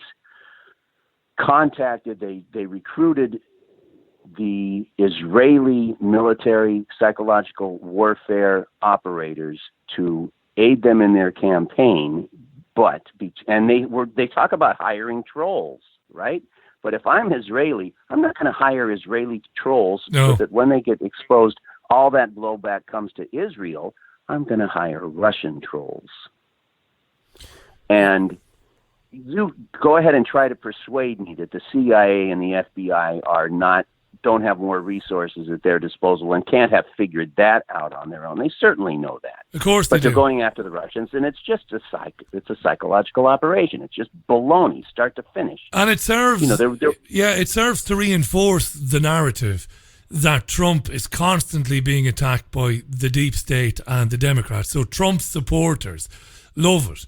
They love hearing that. It's what they want to hear. They want to hear that this man who hasn't done a single thing that he said he would do, they want to still believe in him because they can't face the reality, the horror of the fact that this man is not what they believed. Well, he's Bush on steroids, right? Jeb Bush and I don't know if I said this, but a huge percentage of in the video, it shows a scientific poll conducted in the United States by one of the leading universities showing that 62% of a random sampling of the American people thought that 9/11 was an inside job. Well, I'll tell you what, if 62% of U.S. citizens think that, 90% of Trump supporters think that, right? And which is why Jeb Bush had $120 million in his war chest, and none of his opponents had $1 million. And he had $120 million. He could never get more than 4% of the vote because the Republican working stiff knows that 9/11 is an inside job, and they couldn't possibly be one to supporting Jeb Bush. So Steve Bannon had been screaming at these guys, you have to find a different approach. You have to find a different approach.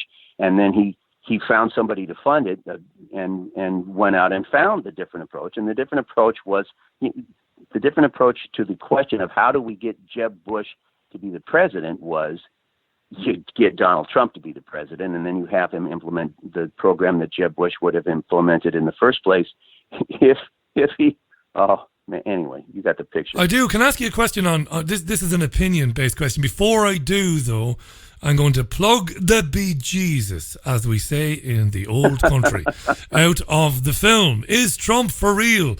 John Hankey is our guest. I've put links on my Twitter. I will leave them there for the next couple of days up at the top of the page. A link to where you can watch the trailer, and you can rent the film for 99 cents. 99 cents, folks, come on. We've got to support independent documentarians like John. We have to. And can I say this? If you're a Trump supporter and if you're a bit triggered, and if you listen to this program, and I know that Trump fans do listen to it because they like some of the things said on the show, please try and clear your mind. Watch it, give it a fair go. At the end of it, say, that John Hankey's a bastard, but at least watch it. Watch it first and watch it with an open mind. That's what you got to do. Listen, go ahead, John. John Hankey is a bastard, but I have a lot of good friends who are Trump who would tell you that, and I was one of them. And have they watched it, John? I was one of them. Have they watched it? Have your Trump supporting friends, have they seen the film yet, and what have they said about it? It's brand new. Yeah, I know it's brand new. I haven't gotten any. No, it's brand new.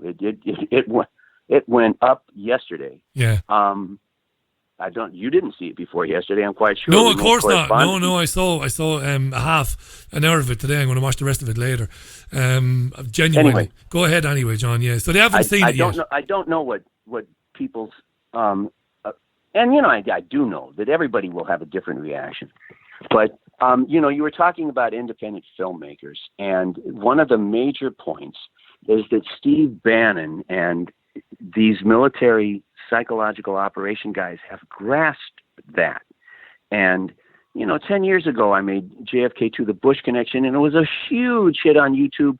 These guys made Loose Change, and it had 30 million. The New Yorker magazine said it had 30 million hits. Yeah. Right, and the New Yorker is not going to exaggerate that point. And it used to belong to the independent filmmakers. Those guys have figured that out, and there's so much really, really well-crafted disinformation out there. Bannon is the guy who made. You can find this in out of his mouth. He's the guy who made Clinton Cash. Clinton Cash looks like it's an independent film, and it looks like it's it's made by me or somebody like me. And in fact, it just rips my heart out to see them steal techniques of mine where they, it's one of the things that I like to do is put the printed page up there so you don't have to take my word for what it is that this particular individual said. I show you the cover of the book and we turn the pages and you get to zoom in and you get to read the text.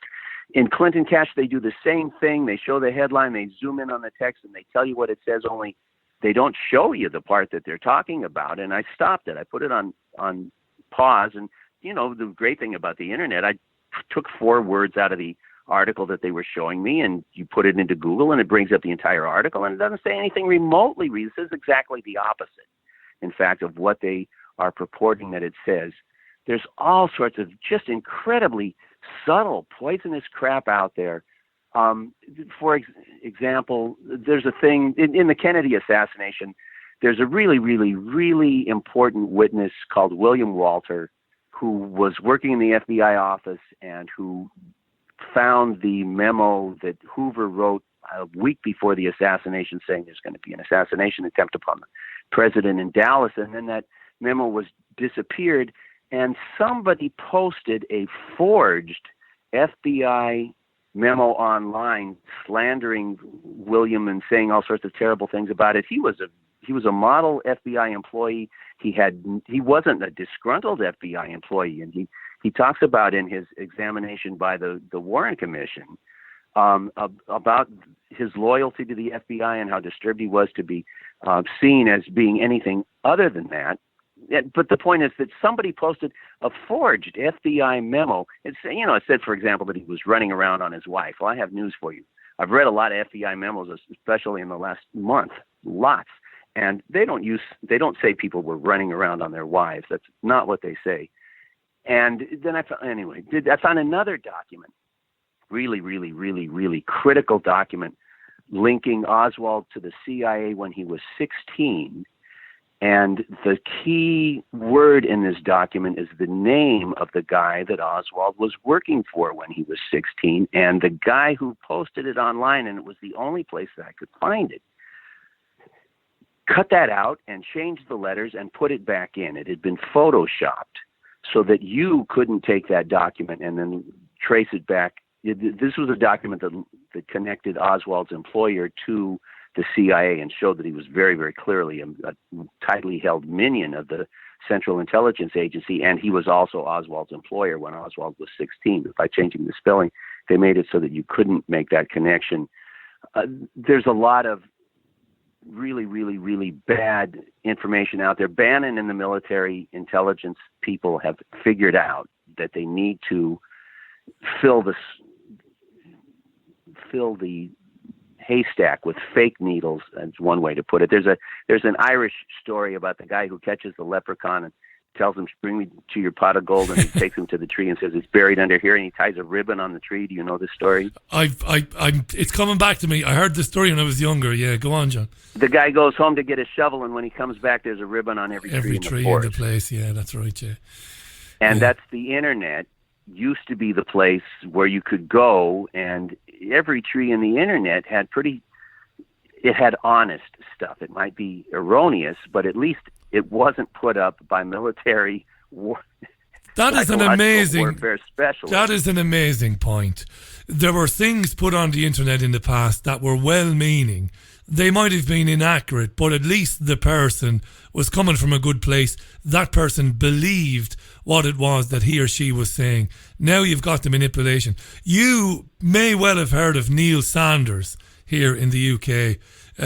Neil Sanders mindcontrol.com, because he's following the same yellow brick road that you're following about Cambridge Analytica and Trump. He's an interesting guy, Neil. He really is. I'm writing it down. Yeah, Neil Sanders. That's Neil. I think it's Neil. Yeah, Sanders.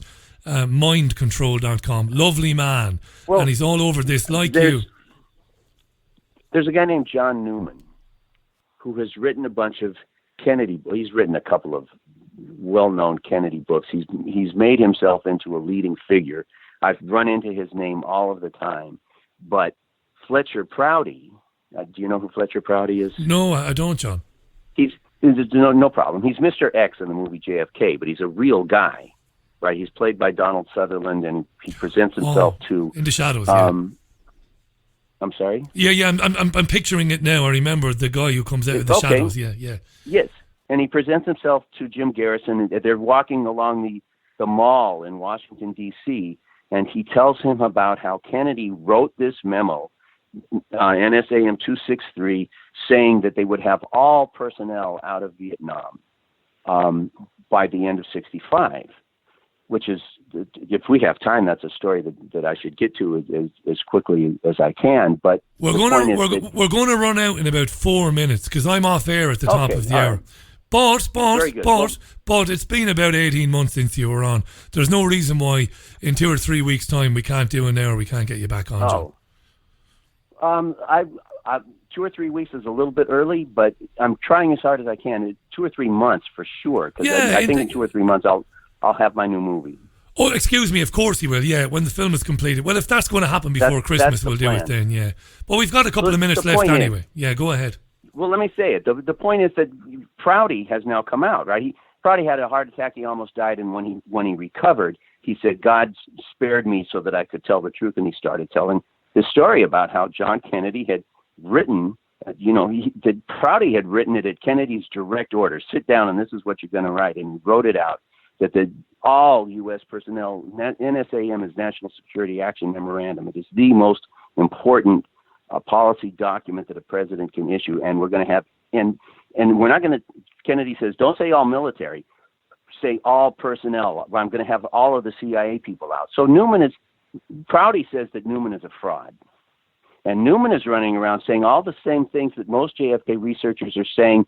So what is the fraud that he's perpetrating? The fraud that he's perpetrating, says me. Well, that's a good question, and anybody's welcome to come up with the answer that they care to. My answer is that he's putting the blame on Lyndon Johnson. And there's, of course, if high, powerful people murder somebody, of course they have to set somebody up to take the fall. And that's what we're going to talk about in 3 months, is how they set Lyndon Johnson up to take the fall. The really, really other earth-shaking piece of information is the limousine stopped in front of the grassy knoll for 20 seconds. The 4 motorcycle cops are on audio tape saying so. There are 10 affidavits in the Warren Commission documents. It's my observation that the Warren Commission, they gave you a report that was just garbage, but they said, look, we have to give you this report. We're under the gun. We have to give you this report that's a lie, but we're giving you 24 volumes of documents that show that precisely the opposite is true. There's 2 news people who were on the scene who said that they saw the limousine stop. One of the affidavits in the Warren Commission documents is from the senator who was riding with Lyndon Johnson, who says that they stopped for such a long period of time that the Secret Service riding on his car got down and went forward. And then they blew Kennedy's brains out. But that's not in the Zapruder film. The Zapruder film is a fraud. The Zapruder film, they left in the shot from the front, and they took out the stop of the limousine because they wanted to hide the complicity of the Secret Service. The question is, why did they leave in the shot from the front if they wanted, which was easy. I could take out the shot from the front in an afternoon or in an evening, right? A long, hard day. I can alter the Zapruder film to change the movement of Kennedy's body. It's really an easy cut and paste job. But how do you eliminate these individuals who are running forward and standing next to the limousine, and they're gone? And the guys on the motorcycles talk about how on their motorcycles it was stopped for such a long period that they had to start making circles on their motorcycles in order to not fall over. How did they eliminate all of that from the Zapruder film? That was a major, beyond state of the art. And John, nobody caught it. Prouty. Nobody caught it. Well, look, sincerely, I can't wait to see the results of that when you've got it for us in 3 months. We'll stop today, but I'm going to mention again, pinned to the top of the Richie Allen Show Facebook page is a link to John's new film, Is Trump for Real? Check it out, folks. 99 cents to rent it. It'd be wrong not to. Do it. Support great independent filmmakers like John. It's a really good film. The trailer, I've already put links out to it on Twitter as well. And if you haven't seen John's films about JFK, trust me, watch them. It was great to catch up with you, John. Thanks. They're on Hulu, aren't they? Of course they're on Hulu, yeah. And they're on what's the other Amazon. And of course they're on Amazon. Yeah, they're in so many places. You just got to put John's name in. They were on too. Netflix. God bless them. Netflix carried my movie for 3 years. They had Dark Legacy on. They did, and I've been a subscriber to Netflix for long enough. I remember seeing it on there and thinking, go John, I thought it brilliant. Yeah. Absolutely brilliant. Mate, do we have 60 seconds? We've got 30 seconds, and I'm going to time you. Go on, 30 seconds, last word to you. A student of mine came running up to me, Mr. Hankey, your movie's on Netflix. Now they're going to kill you. Is that right? keep checking under the car before you pull away. Oh man! Don't listen, mate. It's great to have you back on. Thanks for giving us first bite, as it were, at speaking to you. May the road rise with you, as we say back home. Ganairi and Bo Hurlat. Good luck with the film. I think it's excellent. My listeners will be renting it for $1. There's no doubt about that. And drop me a line when you're ready to release your next film on JFK. Thanks, John. Great to catch up with you again. Thank you so awfully much, Richie. It was an honour, mate. Really mean that. Bye for now. The great John Hankey, live on the Richie Allen Show this Thursday, the 11th of October. Top man. Check out Is Trump for Real? Directed by John Hankey. Great stuff, particularly if you're a Trump fan. Don't be triggered. Watch it. Make your own mind up. It's really good stuff. That's it for the programme. Thanks for listening to it. Appreciate that. Enjoyed the news roundup. Really enjoyed catching up with John Hankey. Again, the links to the film pinned to the top of the Richie Allen Facebook page. I've had my mate Rob do that. He runs. I have nothing to do with the Facebook page anymore. Going to leave you with the Bee Gees and For Whom the Bell Tolls. Have a fantastic weekend. I'll see you Sunday for Sunday View, right?